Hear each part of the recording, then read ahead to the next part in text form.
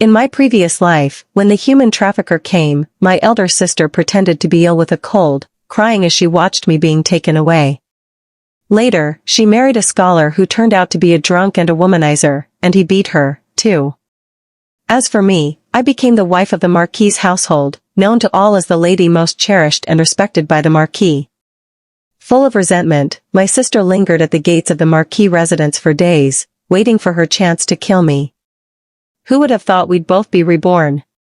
This time, she volunteered herself to the trafficker, saying, "My younger sister is sick. I'll go with you." I smiled. The Marquis household is just another abyss, she can have it. When I opened my eyes, I found myself back at the poorest point of our lives. The trafficker was about to arrive. My sister instructed our mother, "Don't open the door right away." Then she rushed to the well, drew a bucket of water, and washed off the layer of white powder on her face. I chuckled to myself, sure enough, just like me, Main Roland had been reborn. That powder. She'd used up the last bit of flour in the house, got up early, and carefully smeared it on her face. In our past life, she used that powder to make herself look pale and coughed pitifully in front of the trafficker. The trafficker had originally told my mother he would draw lots to decide the fate of the two sisters. But upon seeing Main Roland's sickly appearance, he quickly changed his mind. No need to draw lots, I don't want a sick child. And so, I had to go with him. I was sold to the Marquis household as a servant, and later became the lady of the house. Covered in jewelry and gold, I saw the county magistrate's wife humbling herself to beg for a meeting, only to be turned away. Thinking back, all of this had happened because Main Roland pretended to be sick. No wonder she went mad. When she killed me, she kept muttering, "It should have been mine, all of it should have been mine." Well then, Roland, since we're both reborn, I'll return everything to you. Take your time enjoying it. The trafficker came, saw the two of us, and was very pleased. He took out some bamboo sticks and prepared for us to draw lots. I deliberately reached out my hand, and just as expected, Main Roland quickly grabbed my arm and told the trafficker, "My sister is sick. I'll go with you." The trafficker, deeply moved, agreed. Our mother wept and clung to Roland's hand. "It's my fault, I failed you." "It's all right, mother. This is what I should do as the elder sister." Main Roland looked so obedient and sensible. My sister, always such a convincing actress.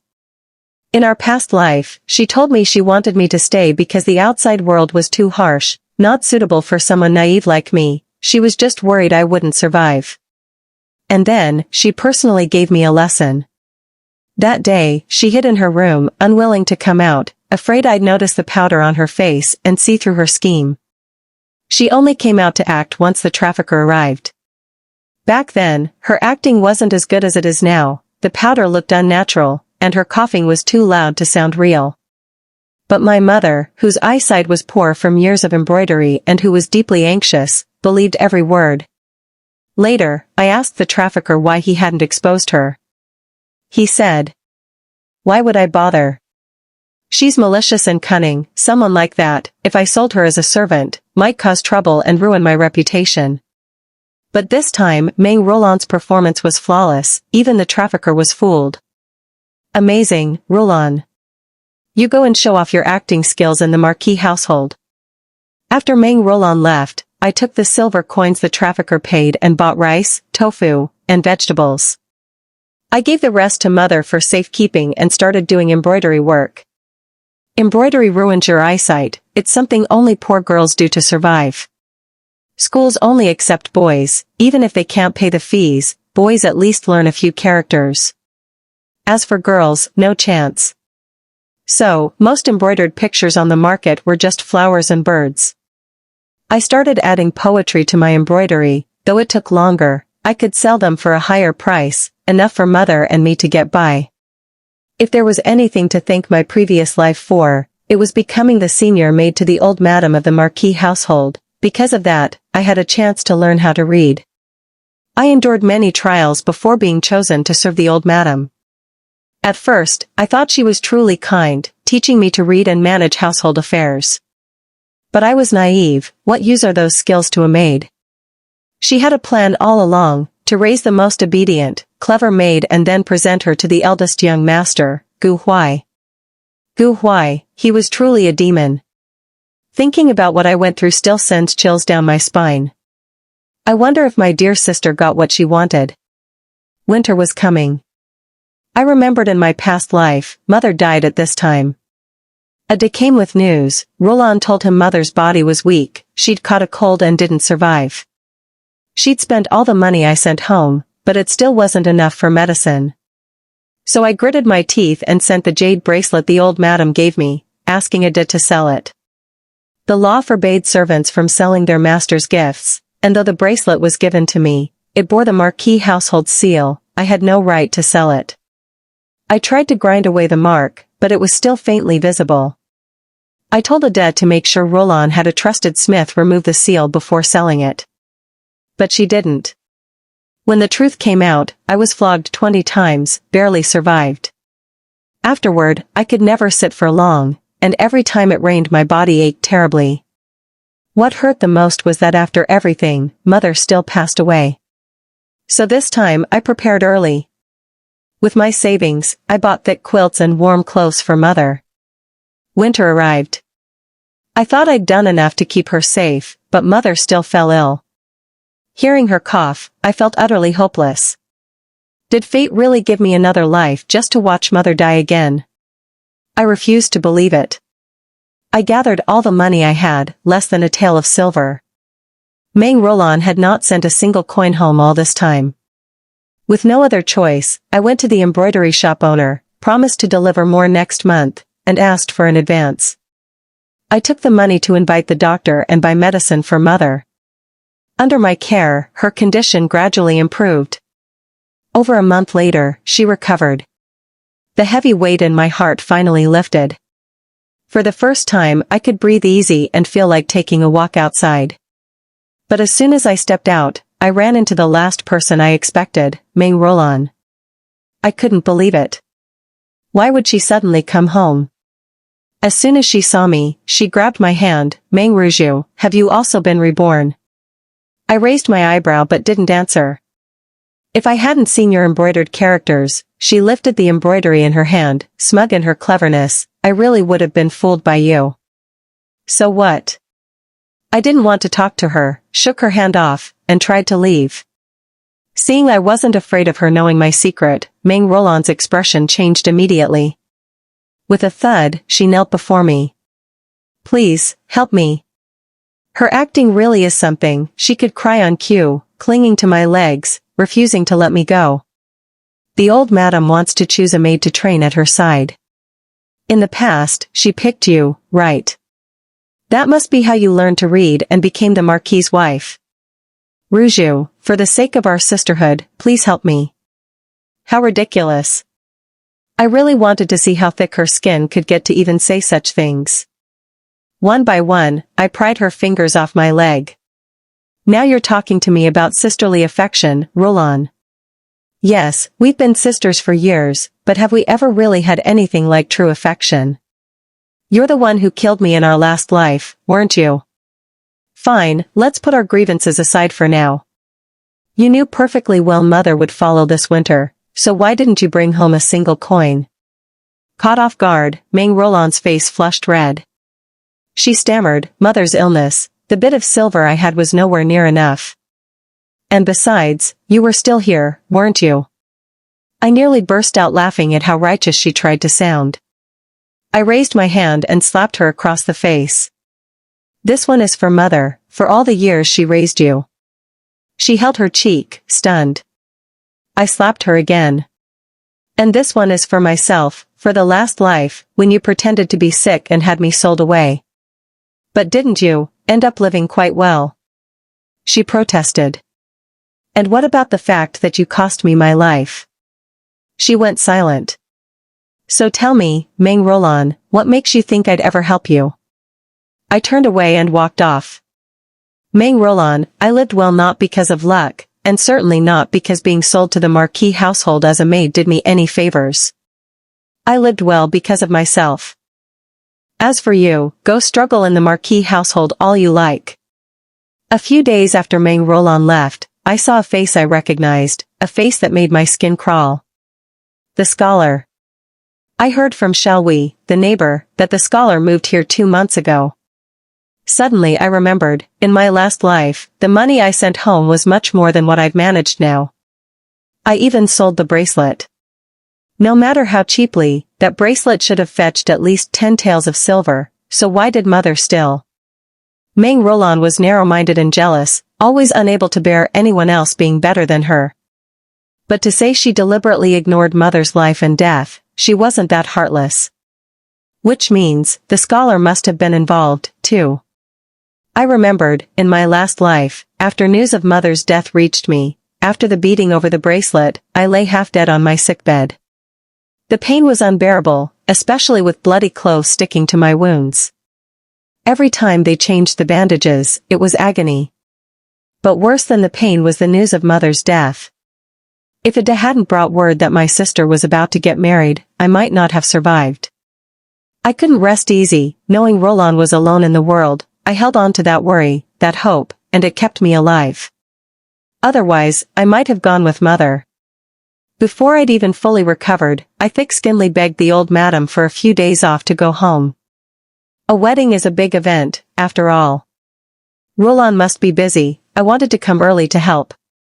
But I never even made it through the door. That morning, I arrived at the gate, just as I was about to push it open. The scholar walked out. "You, what are you doing here?" His appearance made it clear he'd spent the night at our house. I was shocked. I knew he'd be my brother-in-law in 2 days, but they weren't married yet. "Oh. Aren't you the little sister who got sold to the Marquis household?" He sneered. "I heard you were caught stealing and got a beating." "I was not." I snapped, furious, but I didn't want to argue with him. "Why did you come to our house before the wedding?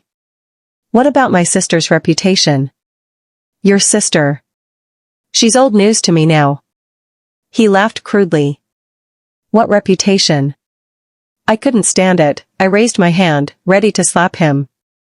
But he grabbed my wrist. "So this is the maid from the Marquis household. Your skin's as soft as tofu." As he spoke, he leaned in, clearly about to kiss me. I cursed and struggled to break free. Luckily, at that moment, Meng Roland came out. I looked at her, pleading for help, but she ignored me. Her face was pale as she stared at the scholar. "Are you hungry again?" Her whole body reeked of blood, and she didn't even care. I froze, stunned she could say something like that. The scholar let go of me and turned to her with a smile. "Why would I care about her? You're the one I really like." Her expression softened a bit. She turned to me coldly. "Why are you here?" I ignored her tone and tried to explain. "Roland, just now, he grabbed me. I didn't want." She cut me off. "Let me tell you, this marriage is something I worked hard for. Don't even think about taking it from me." Unbelievable. All this, for him. Like I'd want him. Not everyone's blind, you know. "Roland, he's not a good person, don't let him fool you. I know him better than anyone. Today's a happy day, so don't cause trouble. Leave. You're not welcome here." So much for trying to help, my good intentions thrown back in my face, accused of stirring up trouble. From that day on, I no longer considered her my sister. I didn't attend the wedding, either. I just went back to the Marquis household and focused on serving the old madam. I never expected what awaited me. There would be an even deeper abyss.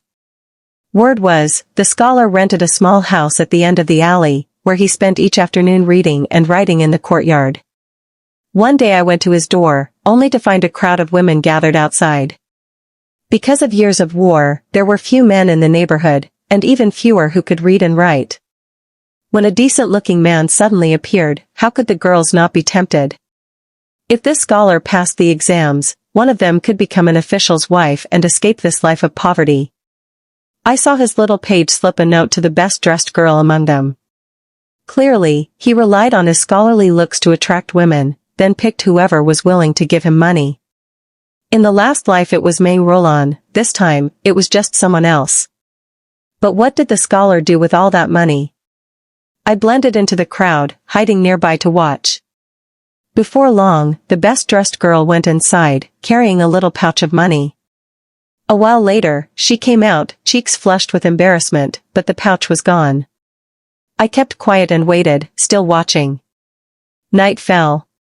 I kept my patience, and waited. Just when I thought there'd be nothing to gain today, the scholar's door opened and he stepped outside. I quietly followed him. He made his way through several alleys, moving like he knew every corner, until he headed straight for the Dihong brothel. Of course, what else would a man like him have on his mind but lust? The money I sent home in my last life must have ended up in places like this. But for now, what mattered most was stopping anyone else from being fooled by that scholar. I hurried back and found Aunt Wang in the neighborhood. Aunt Wang, my mother's medicine has run out. I went to our usual pharmacy but it's closed, could you come with me to a farther one? Aunt Wang was famously warm-hearted and, more importantly, loved gossip more than anyone. As expected, she agreed at once. I hurried her toward our destination. Suddenly, she pulled me aside. Let's take another road, girl.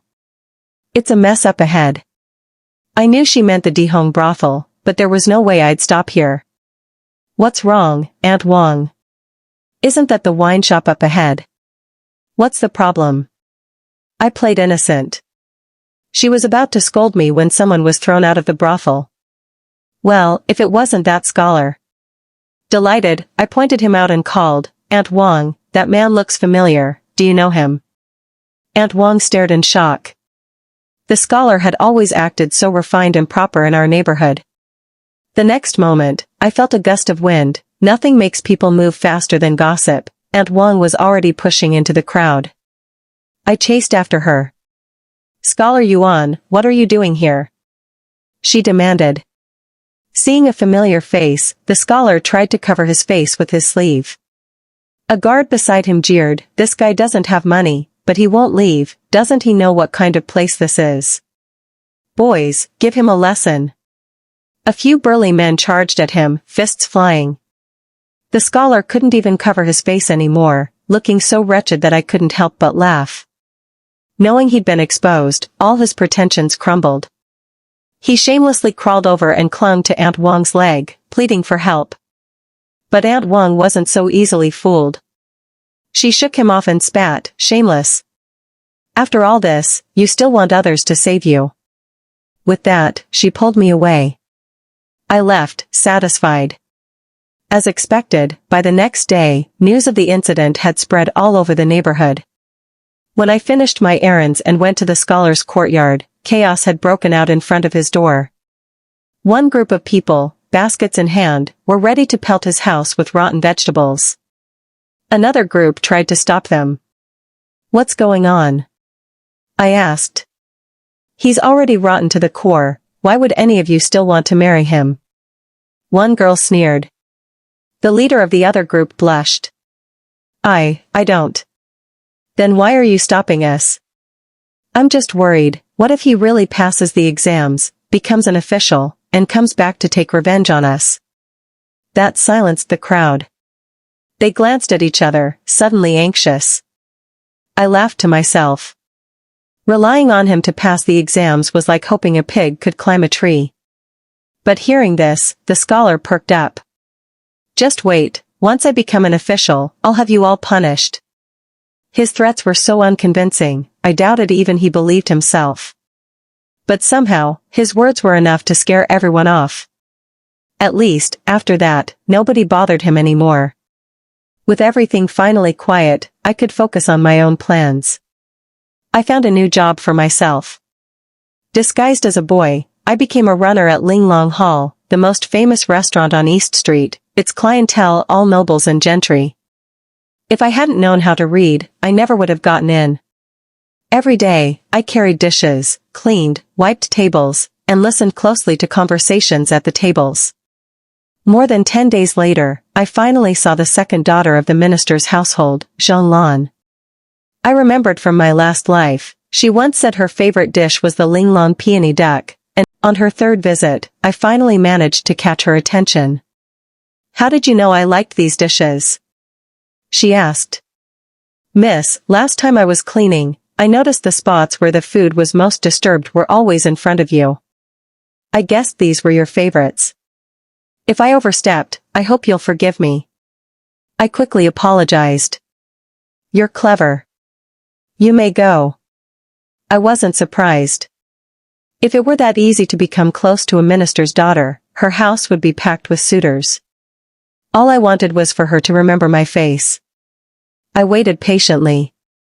2 months later, as I was serving food, I overheard Zhang Lan's voice.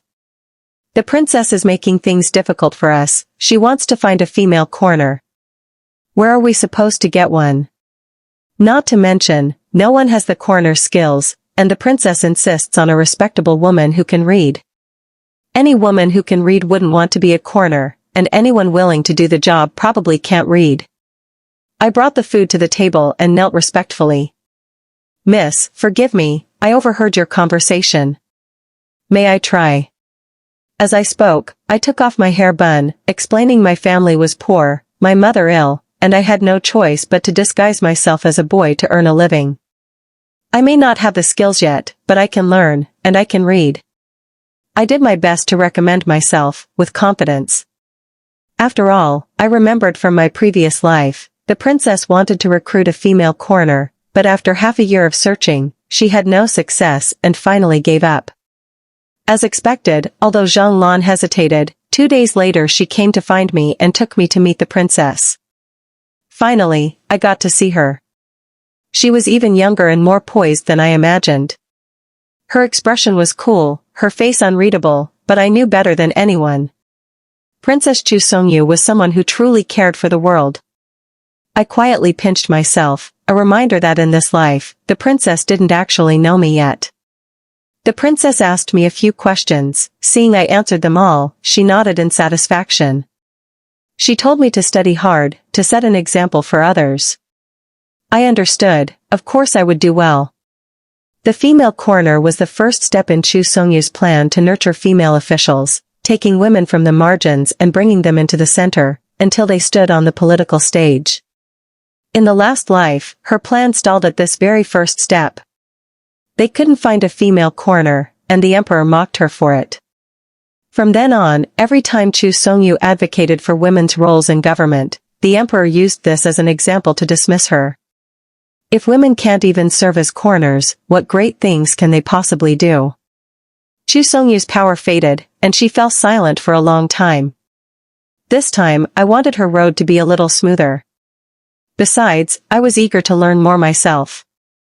For someone who had died and come back, examining corpses was nothing. But as I learned, I realized, to be a coroner, it wasn't enough to know anatomy, you needed medical skills, too. Chu Songyu kept close tabs on my progress. I suggested that I study medicine along with coroner skills. She wholeheartedly agreed. She even assigned me a teacher and gave me many books. Day after day, I studied hard, keeping an ear out for what was happening in court. The emperor had few children, 2 sons and a daughter. The eldest prince and the princess were twins, both born of the late empress, who died 3 years before. Unlike the clever and capable princess, the eldest prince was frail and timid. The second prince's mother came from humble origins and died young, but he was especially favored by the emperor. No crown prince had yet been named, so the court had split into 2 factions. Under the surface, the power struggle was already brewing. It was the rainy season, a time when accidents happened, and a good season for secrets to be unearthed. I had been working as a coroner for a while by then, had already examined a few bodies, and even solved some cases. One morning, when I had a break, I went early to the princess's residence. After Zhang Lan and the others finished their audience, the princess called me in. I reported my recent studies and shared some new insights about coroner work.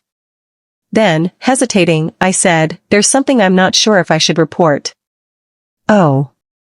The princess looked up at me. She knew I wasn't one to make a fuss over nothing. "Speak." I opened my palm to reveal a small pearl. The princess glanced at it, uninterested.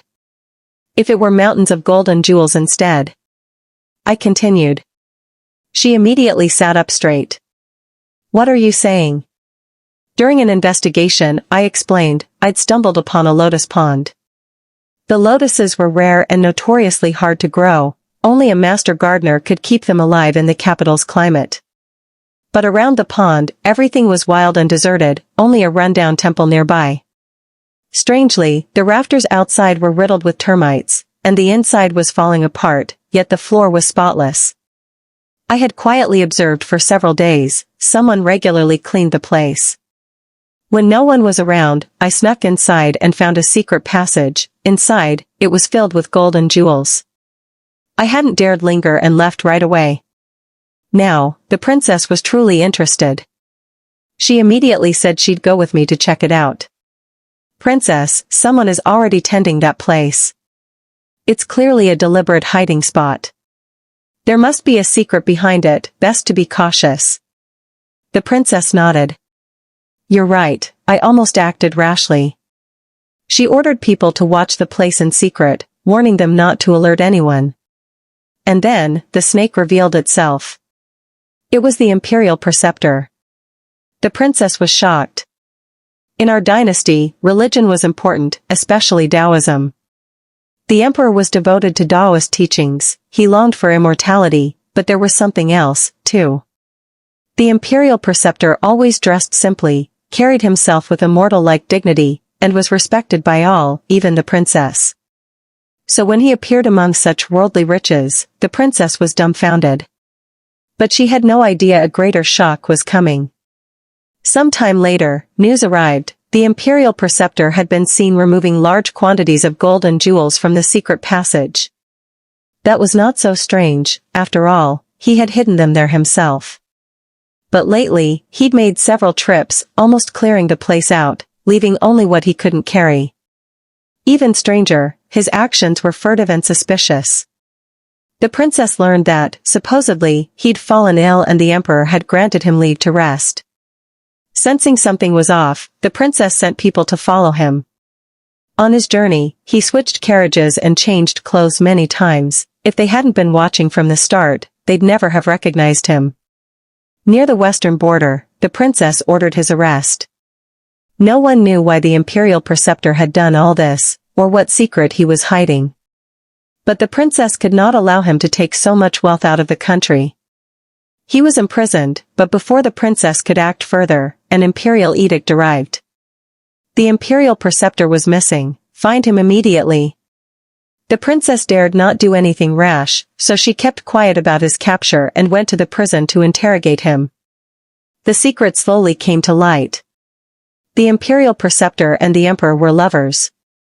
When the princess heard this, she nearly collapsed, staggering backward.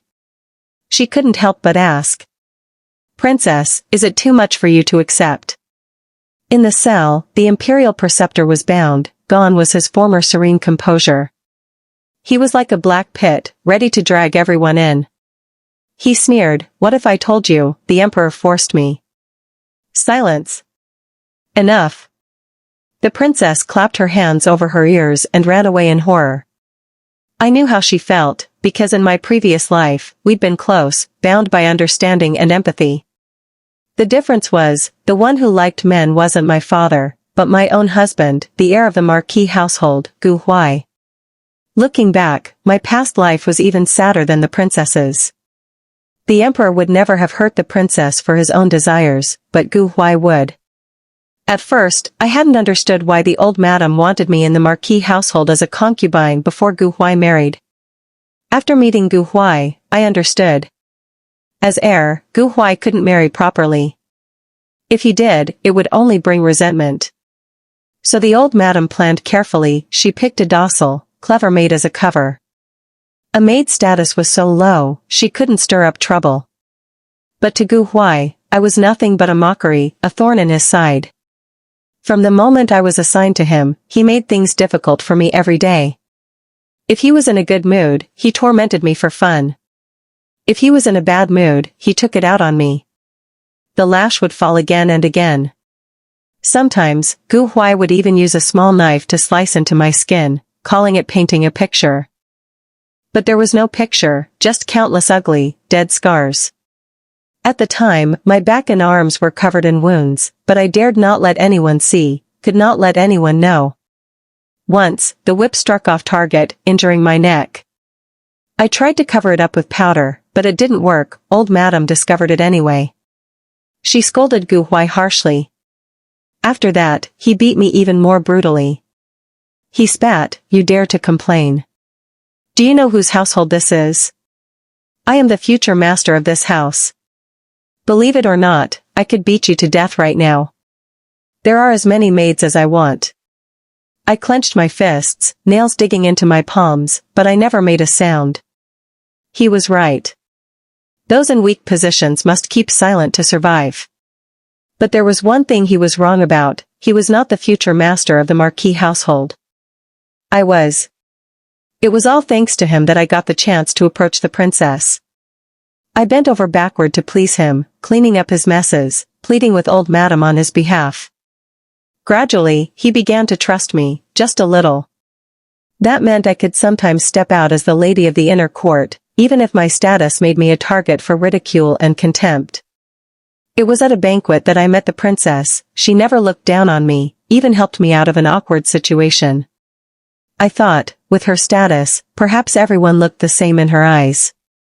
Of course, a banquet was only enough to let her know my name. We weren't close. The real turning point was when I helped her with information about the Imperial Preceptor. In my previous life, I never knew about the secret passage. I only knew the Imperial Preceptor's secrets.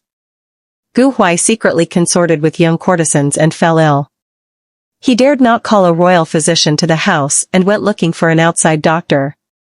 If he hadn't sent me to fetch medicine, I never would have learned there was a tea house in the bustling city with a secret doctor upstairs, if you gave the right code word. It was there that I encountered the Imperial Preceptor. I had someone tail him and watched his movements. At first, I only thought that if one day I ran out of options, maybe I could use this to threaten the Imperial Preceptor into protecting my life. But the person following him reported, besides going to the palace or that tea house for treatment, the Preceptor also visited a remote, dilapidated Taoist temple. I reasoned, if his illicit relationship wasn't with someone in the palace, it had to be someone at the temple. But no one else came for treatment at the temple. Instead, the Emperor granted the Preceptor special leave, his first long absence since meeting the Emperor. I had my suspicions, but dared not act rashly. Not until the Preceptor left the capital during his sick leave, traveling with extraordinary caution, changing disguises frequently. I hesitated for a long time, but in the end, disguised myself and went in secret to the princess's residence, telling her everything and sharing my doubts. She immediately sent people to follow the Imperial Preceptor. They caught up just as the palace began seeking the Preceptor's whereabouts. In the previous life, the princess learned about the Emperor and Preceptor's affair before she investigated, so she was prepared, but discovering all that hidden gold and treasure was a bonus. This life, with my low status, all I could do was use the money trail to put the princess on alert. Because of this, I finally caught the princess's eye. The work of a female coroner in the Court of Judicial Review was fairly idle. The court only handled cases involving officials and their families, and few such cases occurred. Sometimes I was asked to help the city magistrate, but mostly there was nothing to do. The princess summoned me from the court mainly to help with her daily affairs, though I still carried the title of coroner. The day after the imperial order to search for the preceptor, the princess received an invitation. It was from the Marquis household, but the identity wasn't stated. But when it arrived, it was clearly written by Main Roland. The princess opened the letter. Inside, it said that if the princess wanted news of the imperial preceptor, she should come to Jinsey Pavilion. I laughed. Jinsey Pavilion was one of the Marquis household's businesses. It seemed Main Roland was doing well, managing to find her footing in the Marquis household so quickly. The princess also smiled. With the preceptor already in her hands, she wanted to see what tricks the letter sender would play. Together, we entered a private room at Jinsey Pavilion. The woman in gold and silver jewelry was, as expected, Main Roland. She quickly stood to greet the princess, her face fixed in a flattering smile.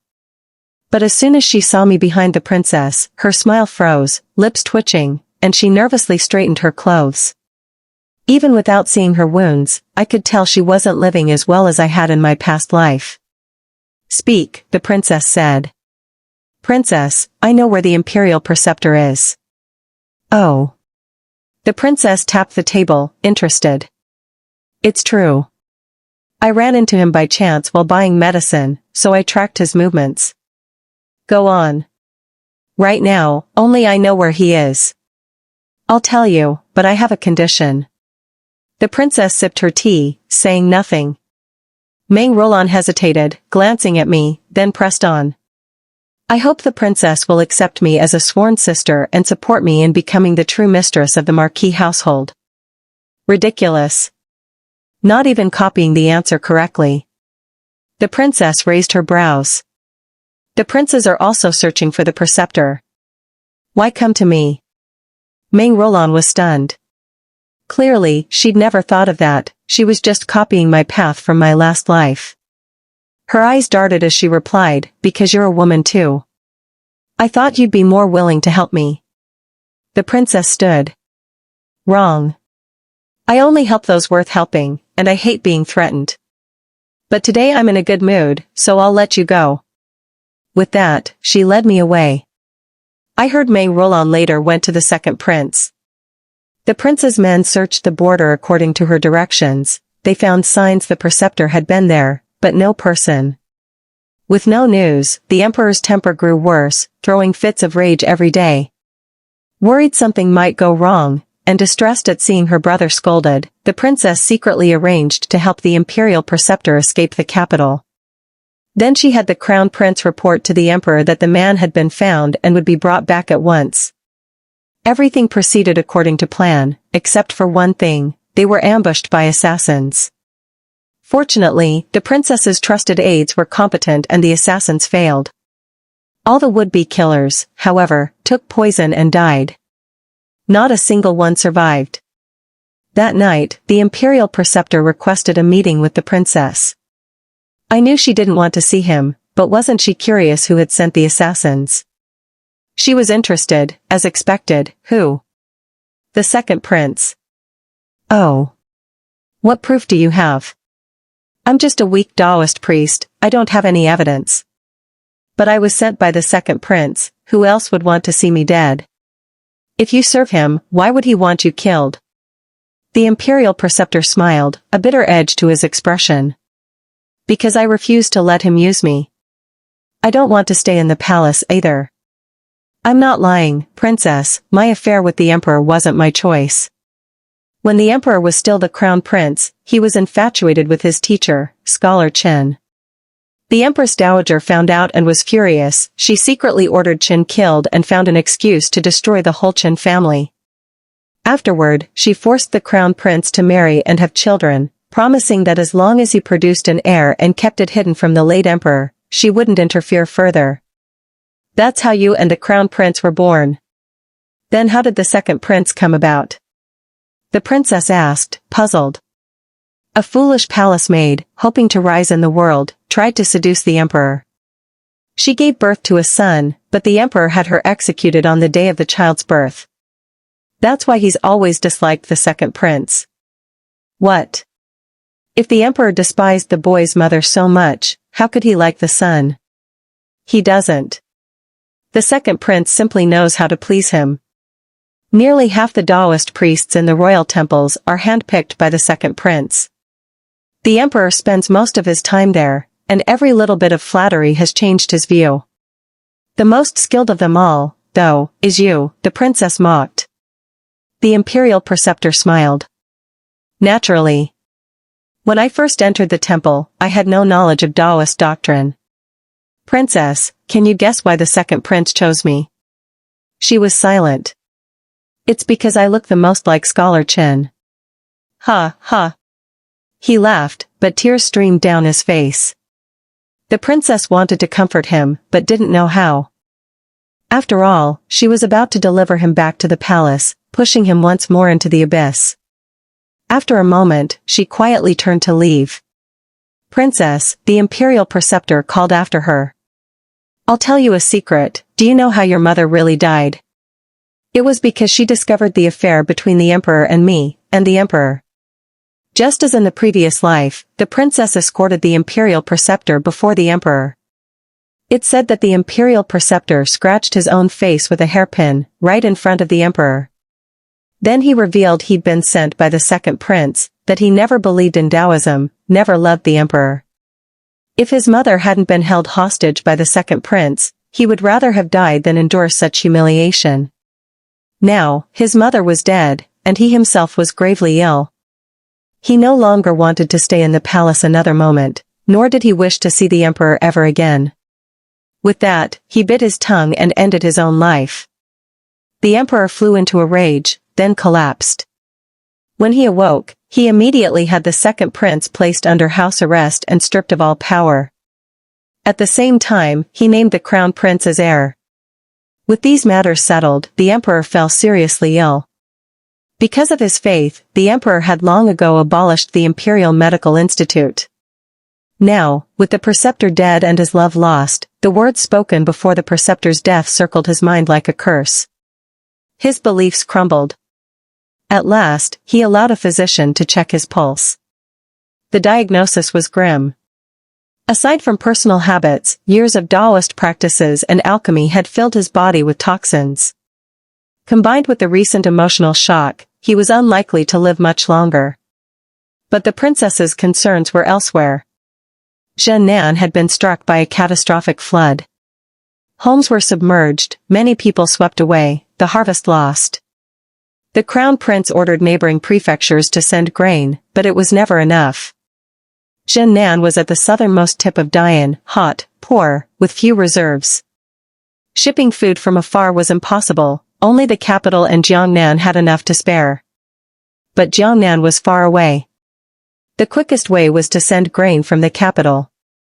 This was a matter of life and death for the people. The princess feared corruption or delays among the officials, so she decided to personally lead the relief mission, leaving the capital in the hands of the crown prince. I wasn't worried, she'd handled this perfectly in the previous life and won the people's hearts. She asked me to stay in the capital to support Zhonglan and help the crown prince behind the scenes. She reminded us to keep watch and report any major incidents immediately. The crown prince, though frail, was wise, though a bit too gentle, easily swayed by ministers. Luckily, before leaving, the princess asserted her authority and left plenty of trusted aides. She and the crown prince had a strong bond, and he often met with advisors like us, so the officials didn't dare cross him. But today, instead of calling Zhonglan, the crown prince summoned only me to the palace. Puzzled, I considered many reasons. But I hadn't expected to see an old acquaintance waiting in his study. Meng Rolan. Who had she relied on to get a meeting with the crown prince? I greeted him calmly. "Meng Kong, how is it I never heard you had an elder sister?" "Your Highness, I do have a sister, but as it's a family matter, I've never spoken of it." He nodded. "Private matters need not be discussed." But Meng Rolan claims to have prophetic dreams. If you failed to recommend such a talent, isn't that rather selfish? Prophetic dreams. Compared to reincarnation, dreaming about the future certainly sounded easier to believe. I hurriedly knelt to apologize. "It was my short-sightedness, Your Highness." Because the matter was so important, I dared not mention it lightly. "Oh. Then why did you say earlier that your sister warned you about the imperial preceptor based on a dream? That you should alert my royal sister early." A basin of dirty water thrown over my head. But the crown prince had already chosen to believe her, and probably already verified her story. If I explained now, he'd only think I was making excuses, maybe even suspect my loyalty. A dream is such an uncertain thing, Your Highness. I feared that, if I was wrong, I might endanger the princess, so I didn't dare speak. The crown prince nodded. Because he and the princess relied on each other so much, their bond was deep, so he assumed all siblings would help each other the same way. He praised me a few times before dismissing me. Seeing I left unscathed, Meng Roland looked annoyed. If not for the princess, the emperor would have long despised you. She wasn't wrong. Because of her, the crown prince rarely summoned Zhang or me. Any suggestions we made were usually blocked by Meng Roland, almost never accepted. Especially after Meng Roland predicted the day of the emperor's passing and gave the crown prince time to prepare, his trust in her had never been higher. 3 months after the princess left the capital, the new emperor took the throne. My chances to meet him with Zhang grew ever rarer. As autumn approached, I grew anxious. I went to the Marquis household to see Meng Roland, but she turned me away at the door. A few days later, I heard she'd advised the emperor to pay attention to the hostage princes, increasing their security. I breathed a sigh of relief, at least she was taking action. Indeed, with something this serious, surely no one could forget what happened in the past life. The late emperor, the princess's grandfather, was a wise ruler. Under him, Dian flourished, even neighboring states sent their sons as hostages to the capital in a show of loyalty. That tradition continued until the crown prince took the throne. In the previous life, when the princess was away, the hostage prince from Xiliang was killed. Xiliang used that as an excuse to invade. Though Dian eventually won, the casualties were enormous. On the princess's birthday, the emperor still met with some of her closest advisors. I hurried to warn him, even if the hostages survived, there could still be trouble, he should remain vigilant. After all, the last war had been disastrous. But the moment I mentioned warfare, the emperor grew fearful, refusing to even think about it. I tried to press the issue, but Zhang stopped me. He doesn't want to hear it, she whispered. Better to spend your time on things you can actually do. She was right. After that, we quickly calculated how much grain and manpower would be needed if war broke out. We split up, each visiting the noble families closest to the princess, seeking aid. Without exception, we were refused. With the princess away, who can confirm this is really her will? The emperor and court haven't acted, why should we? I'd expected this. It was the same in the previous life. Even after war broke out, very few were willing to spend money.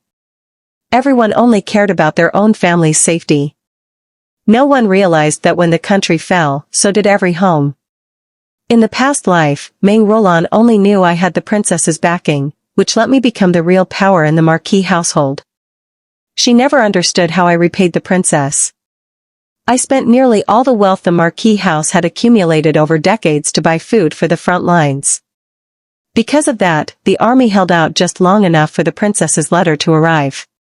She had already spent temple funds, and the new emperor finally released funds from the national treasury. That's how we held out until family arrived and won the final victory. But this life, we couldn't even gather that much money. If war started, the front line wouldn't last more than a few days. Zhang, seeing this, quickly told me, there's no more time. Go convince family, get her to the border as soon as possible. I'll figure out the money. Family was the daughter of Fan Yu, the war god of Dian.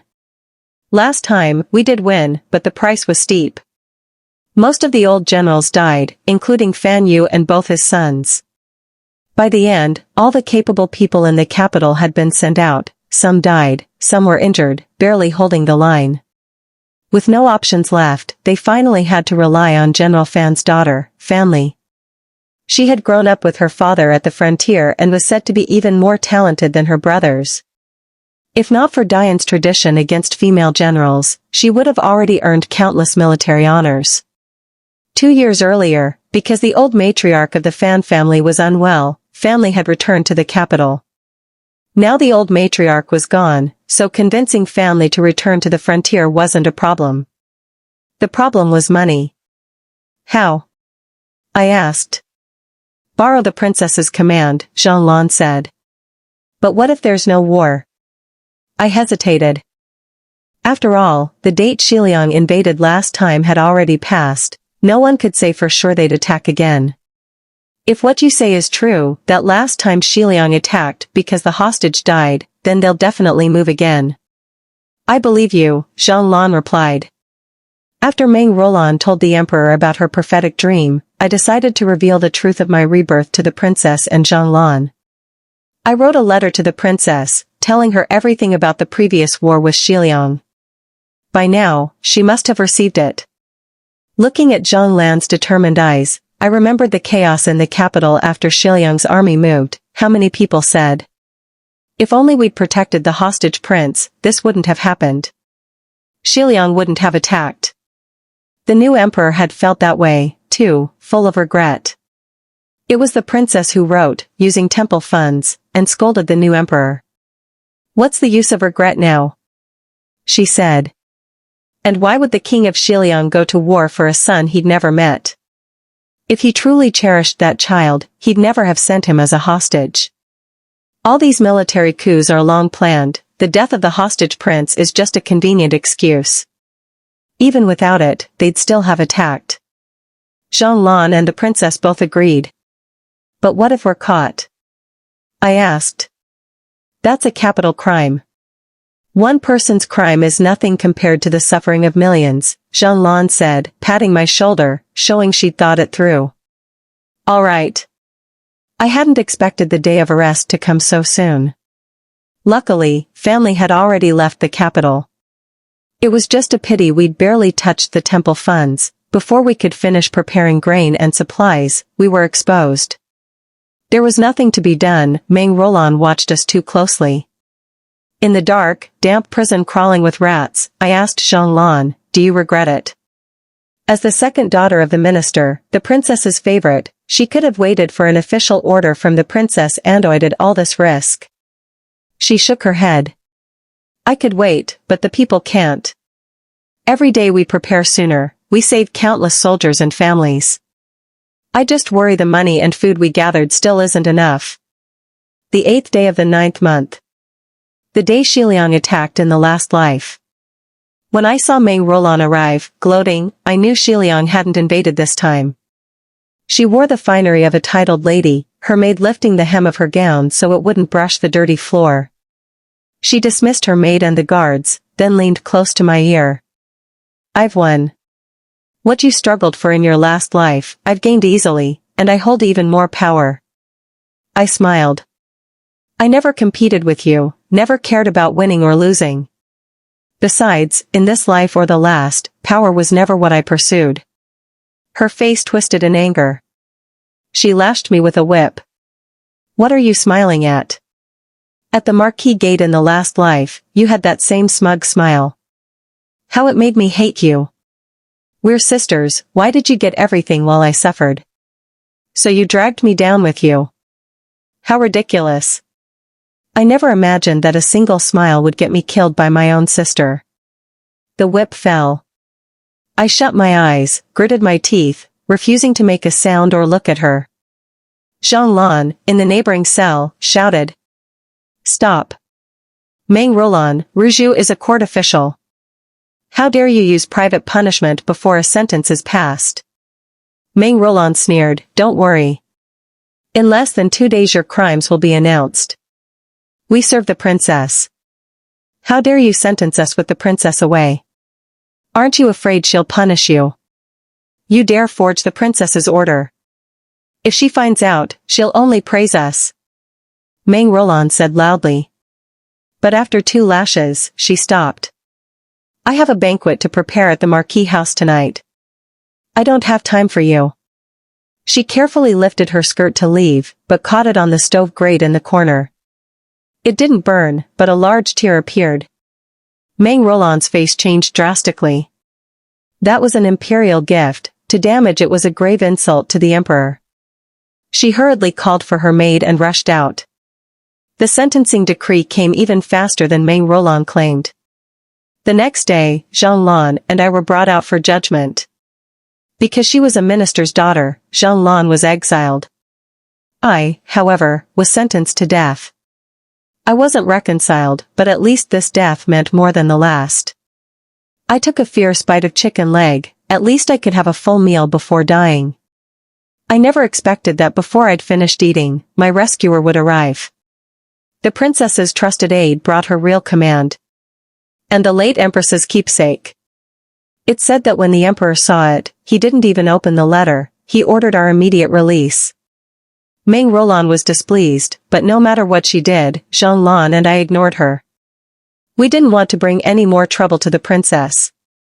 The 7th of the 10th month, winter solstice. Every family prepared for the festival. Suddenly, a war report arrived. Xiliang had invaded. The emperor panicked and summoned Meng Roland for answers. But she knew nothing. This was different from last time. In the previous life, she was just a commoner, she knew nothing about how the court faced the enemy. Fortunately, we were already prepared. Yes, the princess hadn't just saved us, she'd written, too. In her letter, she said she trusted me. She wrote that just because Xiliang hadn't attacked on the 8th of the 9th month didn't mean they wouldn't later. If they'd made up their minds, sooner or later they'd act. She warned us not to let our guard down. If we lacked money or grain, we could draw from her own dowry, left by the late empress. If we needed people, her tokens would allow us to command her trusted retainers. With her support, we had everything ready long before. Most importantly, family was already at the frontier, with a plan in place. Last time, we won the war. This time, we were victorious again. And even Fan Li's parents survived. Everyone celebrated, everyone but Meng Roland. She'd been in prison since Xiliang's attack. After the war ended, I visited her in prison. She was still in her finery. When she saw me, she laughed wildly. So. How will you punish me now? Will you kill me? She paused, then finished, will you kill me? I took out a dagger and spun it in my hand. Meng Ruzhu, do you know who I am in this life? She stared at the blade, lips trembling. A coroner. I smiled. Do you know what I thought when I dissected my first body? She shuddered. What? I drew the blade close to her face, then down her neck. She squeezed her eyes shut in terror. I leaned in and whispered, I was thinking, why wasn't this corpse you? Sister. Meng Ruzhu, I'm your real sister. She held. Now you remember. I just find it funny, when you killed me, did you think of that? If mother knew, she'd be heartbroken. Suddenly she was desperate, like grabbing for a lifeline. You dare talk about mother. In our last life, you even took the money for her medicine. And in this one, when you lived in luxury, did you ever think of her? I drove the dagger into her flesh. But the spot was different from where she stabbed me before. In other words, the wound wouldn't kill. Meng Roland, I didn't kill you, not out of mercy. After what you did to me, to mother, I stopped considering you my sister long ago. It's not just me you owe, I told her. You owe Zhang Lan, the soldiers, and the people on the frontier. You nearly ruined the state and harmed everyone. I want to give them all a chance to settle accounts with you themselves.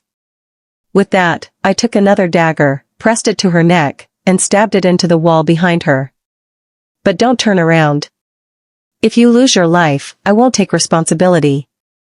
The princess had returned. In the previous life, not long after the princess came back, Meng Roland killed me. Which meant everything that happened after, I never saw. So when I learned that, after summoning the princess, the emperor announced his abdication and passed the throne to her, I was shocked.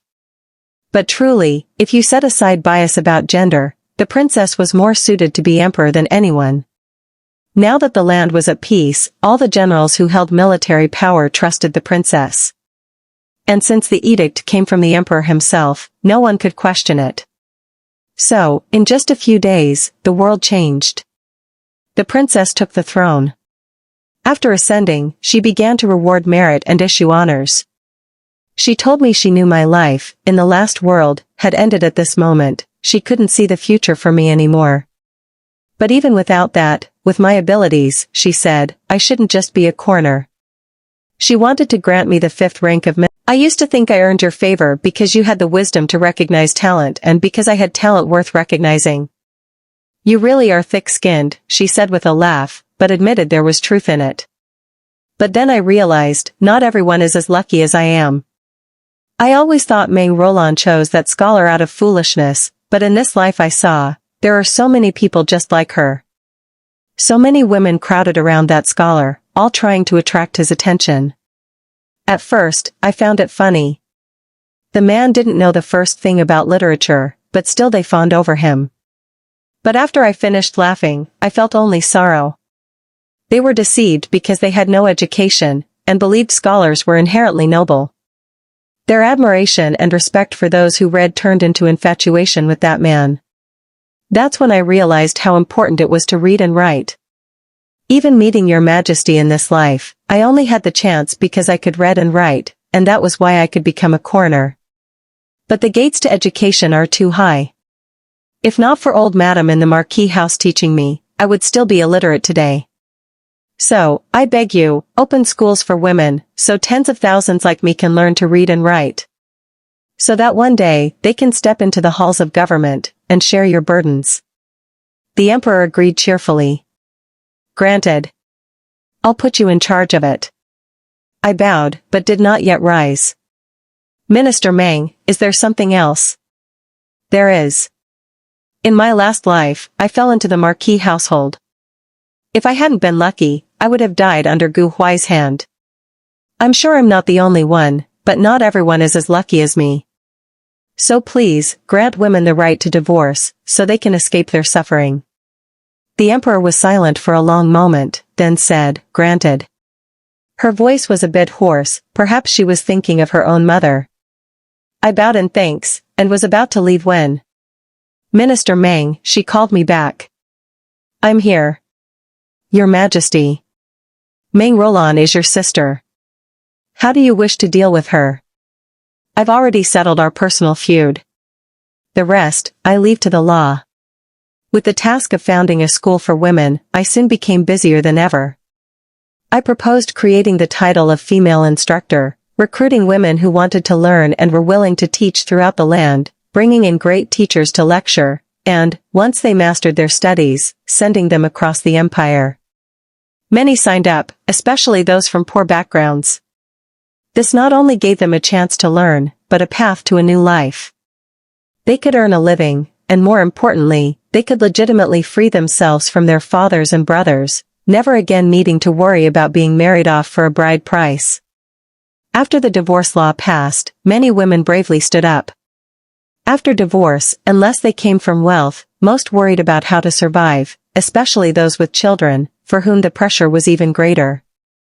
But the new schools for women offered them a chance. If they excelled, they could support themselves. And if they truly succeeded, they could enter the civil service exams, become female officials, and serve in government. Though there were still few women officials, I believed there would be more and more. That more voices would speak up and defend women's rights. And everything would continue to improve. Epilogue. Chu Songyu, the princess. From childhood, I often heard, if only you were a boy. My father said it, my tutor said it, even my mother said it. At first, I didn't understand, wasn't it enough that I had a twin brother? Wasn't one boy sufficient? Only later did I realize, they thought my brother lacked ability, was too frail, unfit to be emperor. As for me, being a girl, no matter how talented, I was excluded from the start. I never understood why. My brother and I shared the same parents, were born almost at the same time, yet turned out so different. Was ruling a country really determined by what you had between your legs?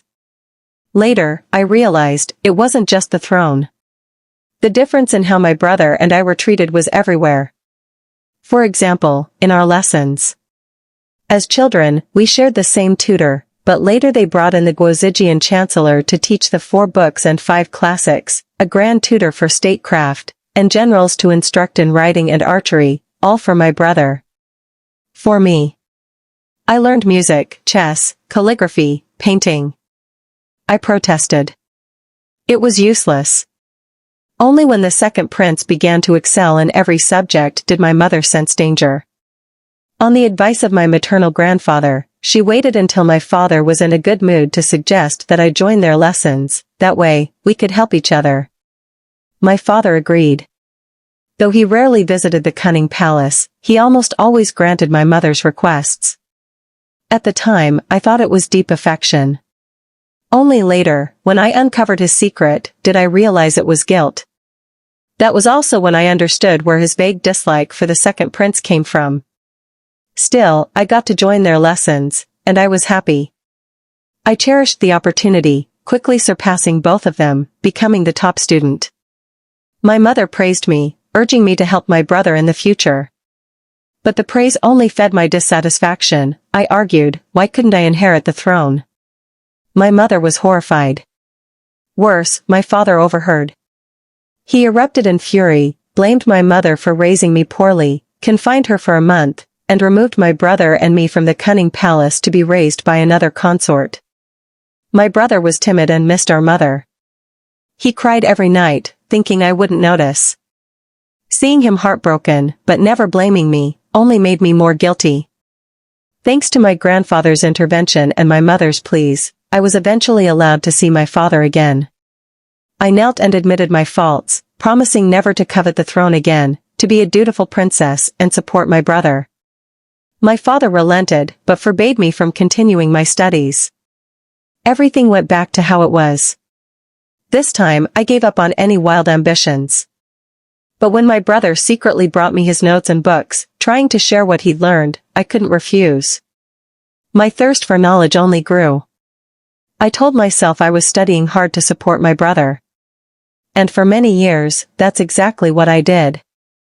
But when he offered to give me the throne, I hesitated. I couldn't say no. Supporting someone else and holding power yourself are different things. Power changes what you can do, what you can accomplish. Once I saw my brother truly meant it, I accepted.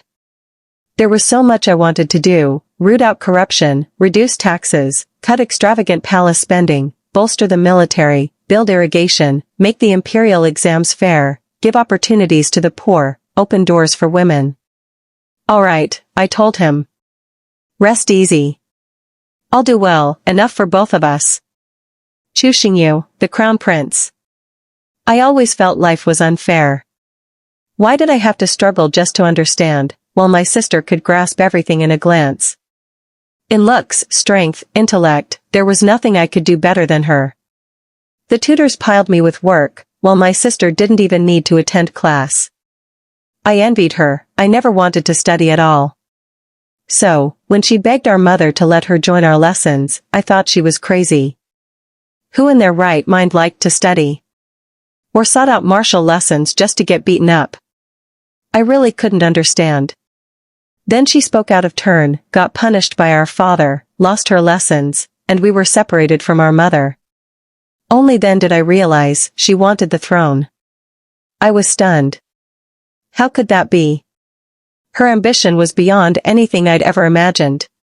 She asked if I resented her. Honestly, I didn't. I never cared for the throne. As long as the second prince didn't get it, I was content. Later, my sister must have discovered I cried at night, and went to confess to our father. Actually, I wanted to tell her, I cried not only because I missed our mother, but because studying was exhausting. Every day, I'd come home and see my sister resting serenely, and feel it was all so unfair. Studying was so hard it brought me to tears. I really wished I could swap places with my sister, so she could do all the learning she wanted, and I could relax. After she apologized, we were finally reunited with our mother. It seemed she accepted things as they were, focusing on arts and etiquette, staying gentle and proper at my mother's side. But she wasn't happy. Just as I wasn't happy studying, those weren't the things she truly wanted. So, I started leaving books and notes by her bed, and worked harder at copying lessons. The tutors thought I'd matured and wanted to study. In truth, I just wanted to share the lessons with my sister, to make her happy. As long as one of us was happy, that was enough. We really are different. I stumbled through my retellings, often not understanding what I was saying, but she always grasped it. She finished assignments quickly and well. Maybe she really was made for the throne. That thought returned many times. When our father tasked her with investigating corrupt officials, she did an excellent job, not to test her, nor to reward her, but because it was a dangerous, thankless task. Afterward, she memorialized our father, recommending increased salaries for local officials, especially in remote areas. To grow upright, one needs firm roots, she said. Because of this, her reputation only grew. Many officials admired her, inside and outside the court. As a result, support for me increased as well. You could say, half the people who chose me did so because of her, not me. No one really chose me for myself. Which made sense, I was never suited to be emperor. Sickly, timid, afraid of hardship. Most of all, not very bright. I used to think, even if I wasn't as good as my sister, I could still manage as emperor. After all, emperors didn't do everything themselves. I could delegate. But it wasn't like that.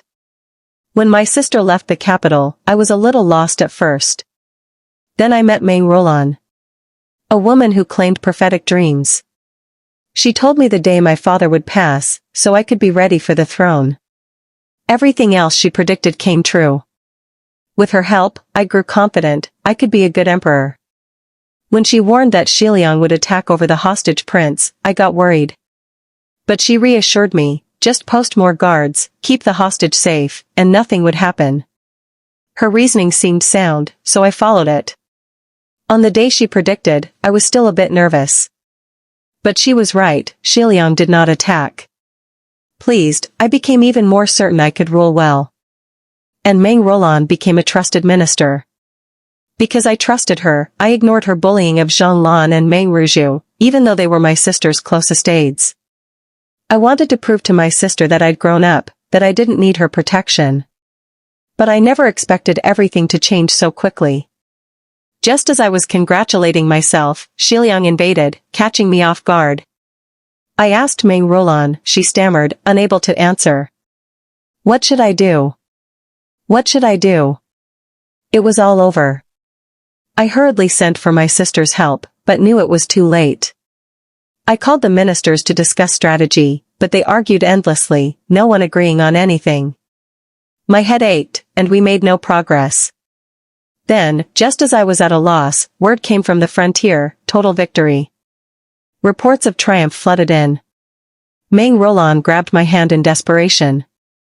If things had really gone that way, if my sister's letter hadn't arrived in time, I might have doomed loyal ministers.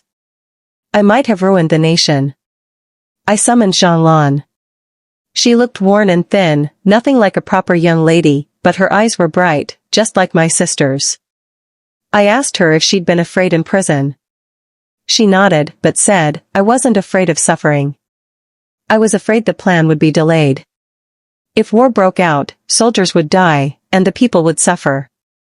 Why were you so sure there would be war? Serving the princess since childhood, I learned that motives matter more than appearances. Xiliang wouldn't invade just for a hostage always kept outside their country. We had to prepare. What if Xiliang didn't invade? All the better for the people. What's there to worry about? And yourself. My father was of humble birth. He rose only by marrying my mother, and thanks to her family's help. So, to him, marriage was a bargaining chip. All my sisters, except me, were married off to powerful but unworthy men. If not for the princess's protection, I'd have suffered the same fate. To me, a prison cell is nothing compared to the filth of those families. Even if I'd died in prison, I'd have no regrets. I fell silent. My sister had people of such wisdom and courage beside her. And me? I coughed. Never had I so clearly felt my own helplessness, body and mind. I really wasn't fit to be emperor. I dabbed the blood at the corner of my mouth with a handkerchief. It's fine, I never wanted the throne anyway. So let it go to someone truly worthy, someone who can bear the weight. Let my sister be happy, let the people prosper. That's enough. The end.